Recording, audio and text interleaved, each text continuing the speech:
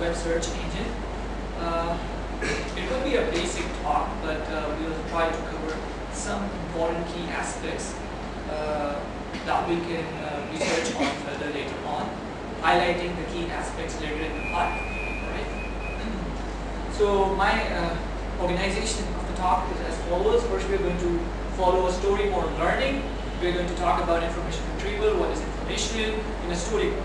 Then we are going to talk about learning by imagination, because I believe that will be a fastest way to deliver an idea. If time allows, we'll have appendix. Right. So this part has been borrowed by Professor Emilian, who is a scientist at Twitter and University of Maryland. So, information retrieval systems. What is information? So, I mean, what do we think about information? This is not that simple. And then what is retrieval? That's also not simple. It's very complicated, but terms may look very simple, but it's really complicated. What are the different types of information needs? Right? If when we talk about it. I mean, what are the systems? How do computer systems fit in with humans? How do they support humans? Computer is a dumb device, but humans are really smart. So how can we make a good system, efficient system for answering humans' need? We're seeking actually the information. So what is information? What do you think? There is actually no correct definition. It's not something very scientific. It's quite fuzzy. So there is a definition. It says like news or facts about something. Okay. Then there are different approaches to define what is information. If you ask a philosopher, he has a different viewpoint. If you ask psychologists, such as linguistic people, such as electrical engineering, physicians, and computer scientists, and information scientists, all may have different definition, different brand of definition of information. So let's see what dictionary says. So this is a very famous definition that Oxford say. Like information is like informing, telling, thing told, knowledge, item, knowledge, news, something being learned. Okay. Knowledge, what is the knowledge? That's the information. Knowledge is like knowing the familiarity of information with some experience. So you gain some experience about the information. It's not just that you are informed, but you have certain experience of under those information. Okay. So that makes up knowledge, as the Oxford says. Then there is another dictionary that says knowledge communicated or received concerning a particular fact or circumstance. So it's about communication. So information is about communication. I mean, it's about received concerning particular facts. Okay. So how do we define? Intuitively we say be something, although the exact nature, like some abstract concept, some energy, not clear, but something, that can be information. We say something new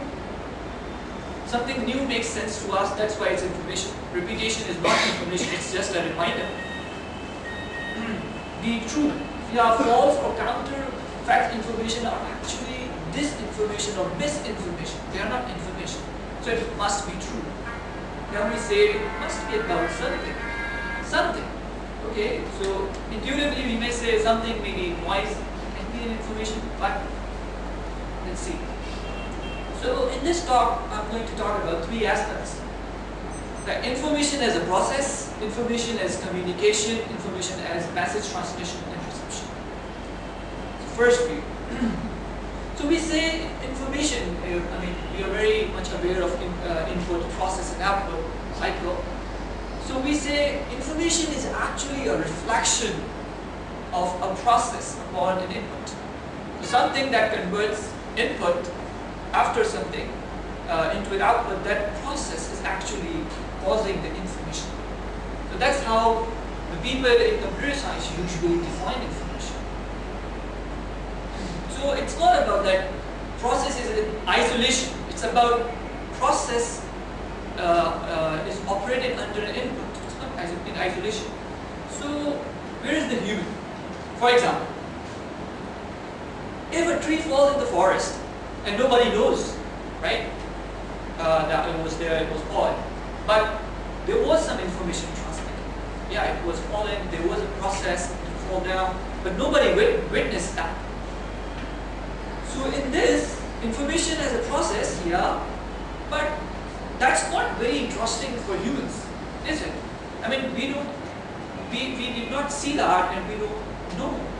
So that's not that interesting for humans. So, alright, we agree information is being transmitted, but that's not that important to us.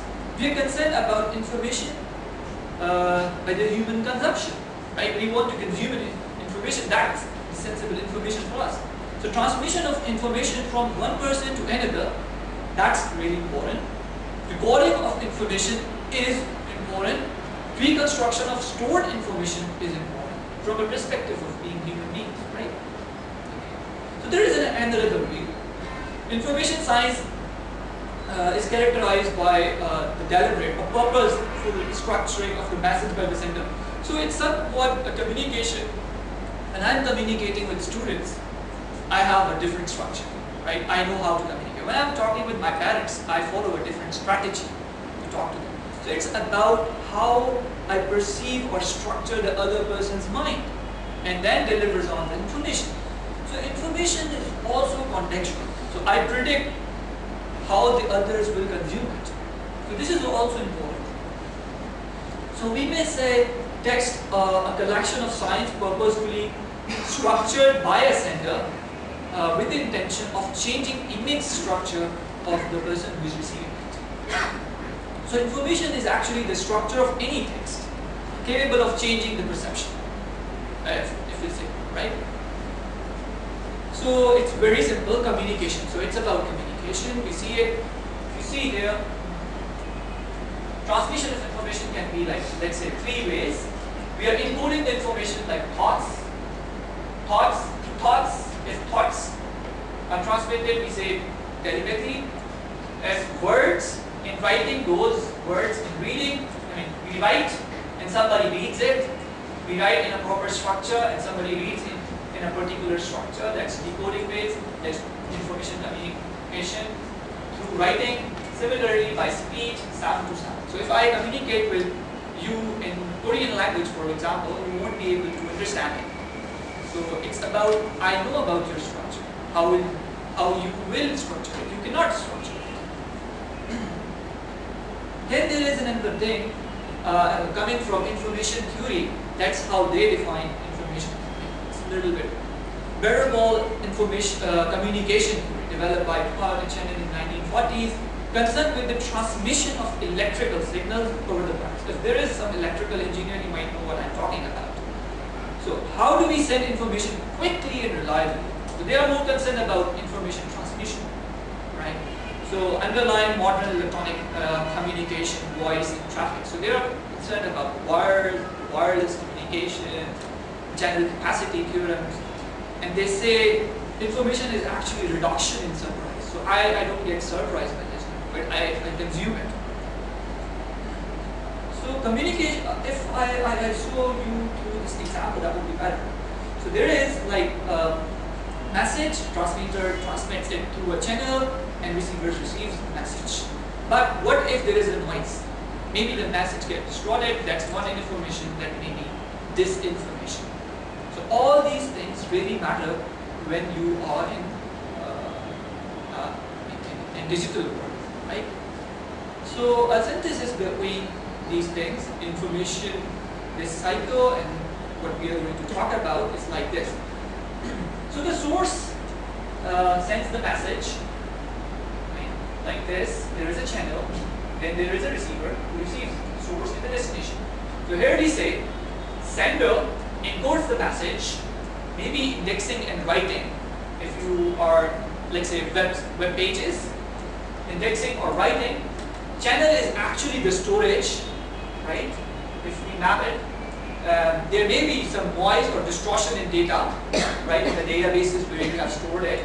And then there is decoding phase, which is called retrieval or reading. So that's how we define it. There are people who want to have some information, there are some people who generate it, and that's how it's being done. Enough with this. So what's retrieval? Fetching something that is being stored. Yeah. Recover a stored state of knowledge. As we see this part, we have something over here and we want it. So there is an information read. Retrieval is all about retrieving after performing some search tasks. What is IR? Now I will formally begin with this. What is IR? Information retrieval is a problem-oriented discipline concerned with the problem of the effective and efficient transfer. So the focus is on effective and efficient transfer of the desired information.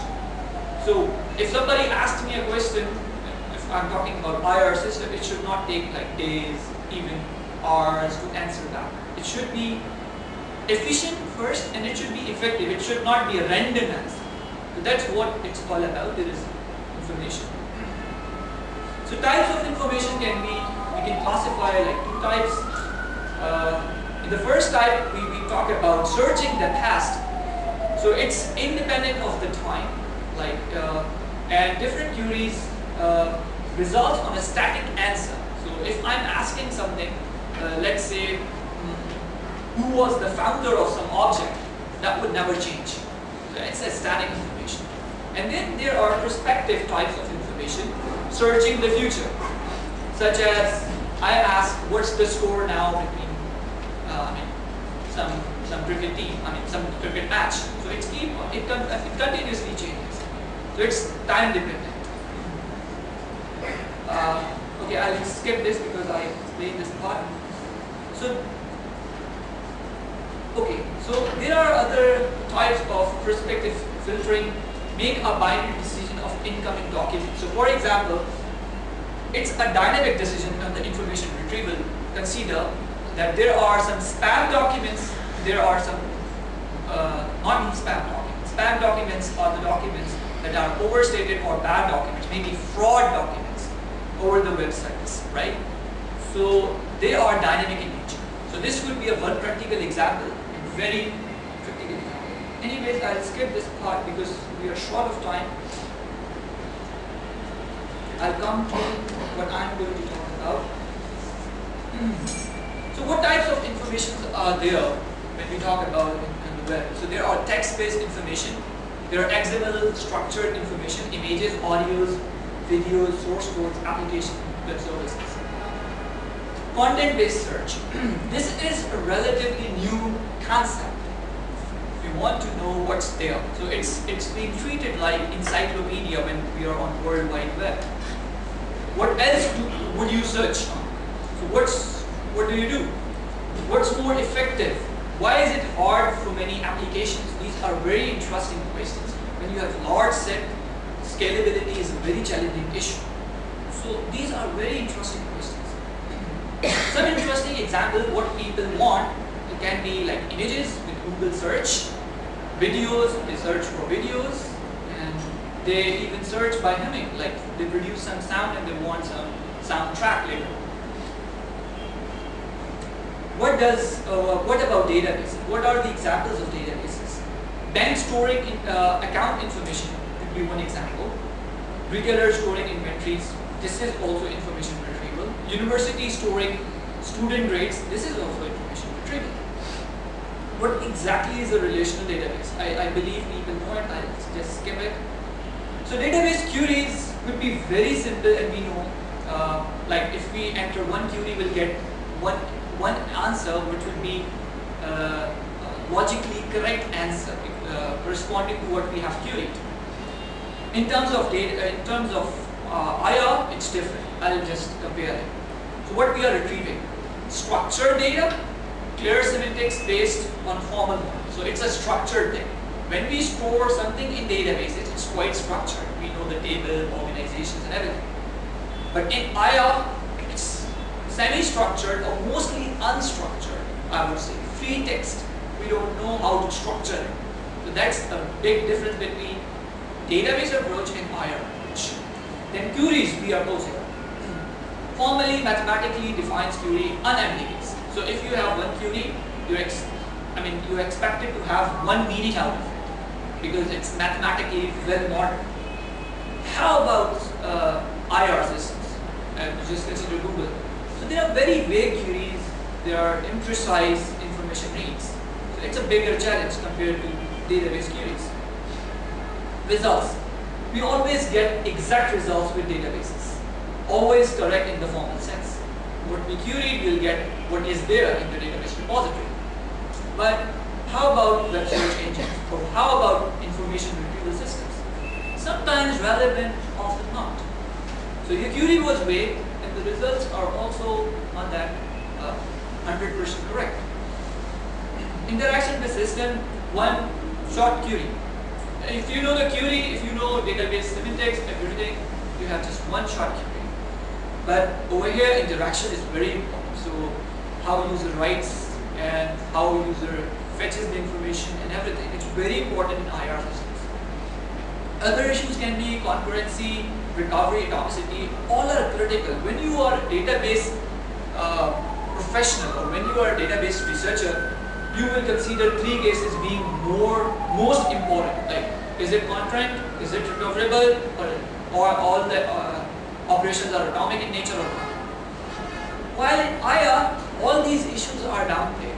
The main focus is about user satisfaction. So we don't care whether it's concurrent or not. First thing comes is user satisfaction. So these are issues. It should be concurrent, but they are not of that big of a challenge in IR. So the bigger picture is there are four components in information retrieval environment: user, process, system, collection. What computer geeks care about when you ask to them, systems and collections. So huge systems and we have huge repositories. What we care about in information retrieval is user, process and system. Collection is a trivial issue. So this is how information retrieval cycle works. Source selection, first step, resource. Query formulation, so we have something in mind what we want in our mind, and then we have some query formulation. Let's say let's say website of something. Alright, that would be our query, right? Then we query it and search it. Then there is an ordered rank list which pops up from where we perform our selection, retrieves the document after examination, and it's being there on our screen. But if you see this, query reformulation takes place at these two steps. Like, we may not be satisfied with the rank lists, top 10 results all were meaningless, or maybe after examination we say it's meaningless, these are meaning results, so we have to change our query. That's how we work on IR systems. So source selection is all dependent upon these things. So maybe after this we may further refine after reading, or we may change our interest.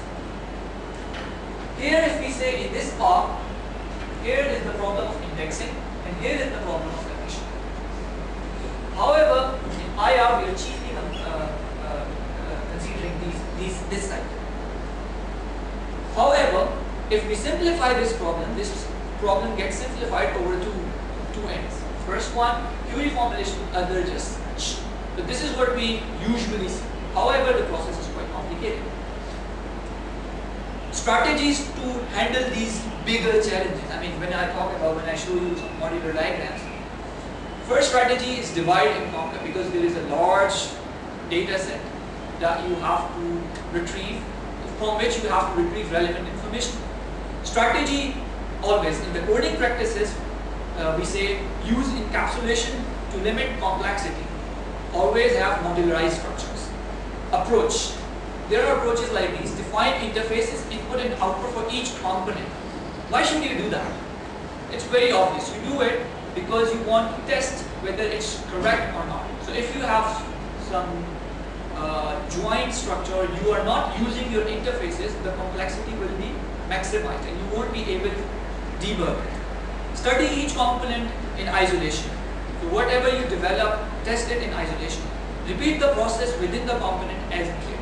If there is a problem in specific component, or if you want to optimize, if it's too slow, you need to know which component is too slow. That's why you need to do it. Make sure that this decomposition makes sense. Because whenever you do reviewing your code or reviewing your information retrieval system, it will be really hectic if you don't write it in a way that you will decomp it. Results should be hierarchical decomposition. So there should be some structure whenever you design these things. Study IR black box in isolation. Okay. Simple behavior it goes in queries and comes out in documents. So behavior is we query it, we retrieve the documents. Optimize the quality of document that comes out. So if we want to do that, then we only need to worry about this arc, where search is a module, query is there, and rank history.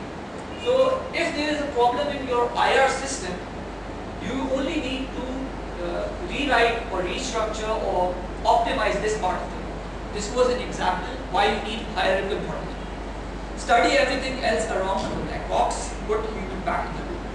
So this is how it is, IR black box. You query, there are some hits and there are some documents. So what happens? There is, after query, there is some representative function that represents your query and decomposes your query so that everything could be retrieved from the information. There are some common functions which retrieves from the index or repository, databases, whatever. This is how it looks like in the black box. This is how it is. If we say that in the central problem in IR, information seeker performs the query, and there are some authors who have generated the documents, let's say web pages, upon some concepts. But it's a two-way traffic. Think about it. Maybe if you are writing some query, that is not the intent of the author, but the concepts get matched. For example, I write, if I'm an author of university website, I have written some key terms which are not the key terms that information seeker is thinking about. For example, university. I say universities on my website, but the information seeker wants to write it this way. College wants to write it this way. School. So you have to map those two concepts together so that your results will be retrieved. Maybe the authors have not done it. Maybe the website producers have not done it. But information retrieval system should have this mapping. Now I'll just have some learning by imagination. It was too boring, I feel. Imagine a system. Alright, you are supposed to make a system, a web search engine, for example. We have thousands of web pages. What make these web pages different? I'll ask you a question. You have thousands of web pages, and what makes those thousands of web pages different among themselves? What would be your response? URL? In terms of information seeking, maybe the different key terms, right, occurring. Maybe we'll say maybe different key terms or keywords occurring in different web pages. Such as some websites would be talking about sports, some would be talking about education, some video sharing, etc. These makes them different, right? Alright, realize the query needs. What do we expect when we query? We expect query can be a single word, right? Single word, Pakistan. Collection of words, free sentence. Usually we write free sentence, right? Let's say IBA University, a free sentence. Or strict phrase. For example, search the document that have I love Pakistan. So we see there are three kinds of things that we do when we query. First, there is no order because it's one word. Second type, free sentence, where there is again no order. Order is not important. But on the third, order is really important, such as I love Pakistan. How to manage data of web pages now? I mean, how can we settle everything when we have such query requirements? For this, what is being done in IR community called bag of words approach. It's a data structure where you manage all the keywords occurring in the web pages as just bag of words. There is no order in it. But how do you store it? The data structure is called posting lists. So those posting lists could be positional or could be without some order. So for example, a website having university words 4 times in their document. So posting list may have university word occurring 4 times in the document. One posting list could say that. The other positional posting list could be like university word comes in like 4th from the 6th is the 4th word in the web page, 8th word in the web page, 10th word in the web page, and so on and so forth. this could be a positional posting list. So those who are interested in knowing more can search on posting lists. What's the best match? So we have some, for example, after this posting list strategy, we have some retrieved documents. But what's the best match? For this comes in, we have many matching results, but what's the order? So ordering of matching result, how could we rank web pages? There are many matching web pages compared to the query, but what would be the order? This gives birth to two kinds of ranking methods. One is via content matching scores against a web page, called simply content-based methods. So for example, your query has some content or some text, how much it matches the web page's content, similarity finding between the website and your query. That could be one thing that could order all the web pages. First best match would be the first that is most similar to your query. Second, via importance of web page, link page. So maybe your query is not your query does not need to have much similarity with web page, but your query must have some key terms which are popping into famous websites such as CNN or BBC or some famous websites. How do we calculate which one is famous website? We see it by link structure. So how many links they have from other website, it means they are more trusted. So maybe CNN websites have thousands of backlinks pointing to it. That's why it's important. So what does content tell us, right? The content information is rare terms give more information than frequent terms, as common terms do not differentiate well between the content information entropy.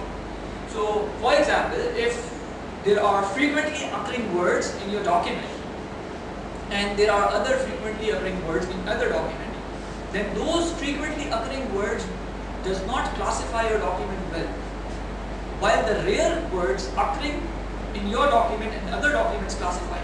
For example, I'll give you the example in the later bullet. So what does common word make? When we say there are frequently occurring words but it does not classify your document well, why is that? It happens so, the frequently occurring words chiefly or usually called as stop words. These words would be it, the. They are not actually giving some information, right? So likewise, other keywords would be lesser of importance, such as word science inside scientific documents. So you have, let's say, thousands of scientific documents and there is word science everywhere. It doesn't give you much information. Maybe a rare term coming into those documents defines it well. For example, genome structure, right? That would classify that document. So this phenomena is called information entropy. It is coming from information theory, not particularly coming from computer science. So there are two kinds of linking methods, as I said, content-based methods, link-based methods. First one, we say, there are examples of these, tf-idf with cosine similarity. Those of you who know about computer science, wants to study these methods can study this. Another one is BM25. Link-based methods could be PageRank, hits, etc. What other measures we can take from here? How can we rank it even better? We just said there are two ranking methods, link-based methods and the content-based methods. Content-based methods were the methods that were matching your query with the content. And link-based methods were the methods that were ranking the documents via importance. Important means how much in-links do they have. Means like CNN have many in-links. What can we do even further? So the answer is combining both of these and creating a hybrid structure, like content, some part of content-based method and some part of link-based methods. One way. Others, how about learning to rank by user click-through data? Apply machine learning. Alright, what does it mean? For example, you have a search engine, you are the Google, and you have shown the user results to the user. By seeing the user's pattern, user's behavior, like for example, they have a query X and they follow third result, usually compared to your first shown result. What does it mean? It means your third result is more efficient than the result which you are showing above above that, like 1 or 2 are not that popular among the users. So you can learn by click-through patterns, and this is another research area people apply. Click-through data, improving the search engine quality by observing the click-through data. But for this, they apply machine learning. So we have some knife-based classifiers and other. And there is another way with which you can even further your ranking algorithms. How about learning from social data? Apply social science theories. So there are people who post something on Twitter and they put some link beneath it. That collection of text that they put on Twitter and then they have a URL means actually that text may be reflective of that URL, right? So maybe that could map users' expectation well on search engine. You can learn from that. Maybe on Facebook, people put up something and then they annotate it, right? You can learn from that. So that could be one thing. You can also learn live. Now, there is one problem. This looks very simple when we talk about how we can generate a search engine. It looks very simple. How about scalability? When you have so many data sets, if you have so much web pages, how about that? So we say we have too many words, can we limit them? So for example, we have billions of records, it means we must have many billions of key terms in different languages. Can we have a data structure managing that efficiently in our RAM? Absolutely not. There should be some balance and trade-off of disk and RAM structure. But can we limit the key terms? If there are billion records, there is a probability there will be billion key terms different from each other. So what do we do in this field if we want to solve this problem? One is studying conceptually. Example, let me give you an example. Is studying conceptually different from key term study or studies? Maybe not. Concept called stemming in this area, information retrieval, could simplify everything and make these three words into one. Study, studying, studies into study. So that's how you can minimize. You can stem the word and you can have smaller key terms and efficient on the RAM. Then stemming may not be sufficient. Then how about clustering web pages into topics? Term, study, arts, science, university, school, college would be single concept, right? Or a topic, maybe called as topic education, right? So I just said that we can stem the words, right? Like studying, studies, study into study, right? We can have just one equivalent word for it. But how about different categories of words, putting them into one topic? For example, we know the key terms that would be related to business. If we just do some machine learning activity, we know key terms that would be occurring in the topic education or in the topic university, for example, subtopics. So that's how people divisionalized, divide and rule everything in order to have efficient results that you see maybe on your Google, maybe Yahoo or Bing. Is it sufficient? Can we build search engine with these all things? I mean, we studied how we can do it. We know what is a stemmer. We know how to rank. We know what is a posting list. Is it sufficient to make a search engine? No, it was just a summary of the day. It is not sufficient. Guess what next would you see? We have talked about some theoretical things, right? Over here. Maybe some of them making sense, some not. Maybe we have highlighted some of the key terms that you may later on want to read more about. What would you see next on the slide? R search engine. Yes, we are making R search engine in academics. Yeah, we are making it. So I'm now going to show you what we are working on. Whatever we taught over here is actually a reflection of what we are doing.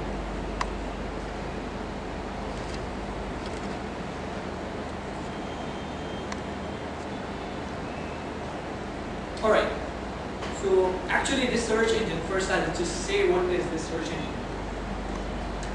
We have been working on search engine from, let's say, like 2 years or more over there in Korea, and we made our personal crawler, web crawler. Now we have our personal indexers, whatever we told you before, all these systems we have.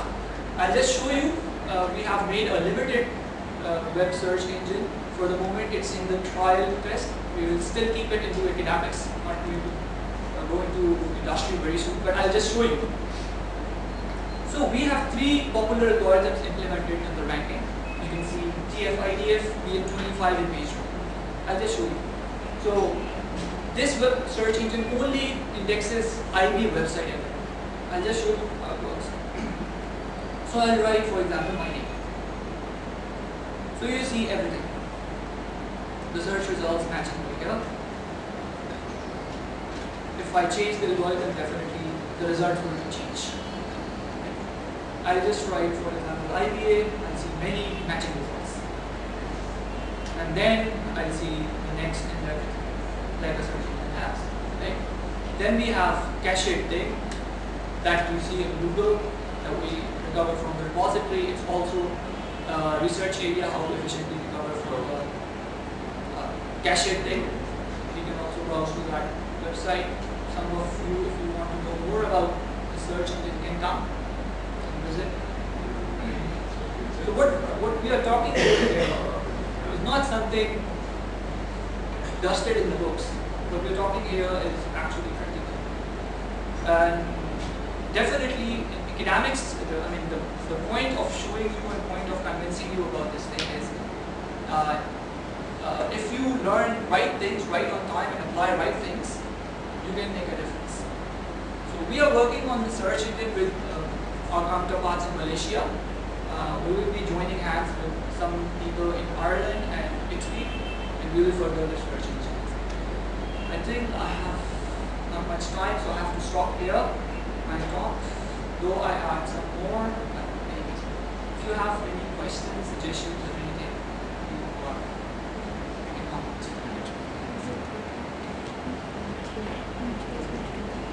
Can you tell us a little bit about the search engine as to how is it different from what Google is doing in Yahoo and so on?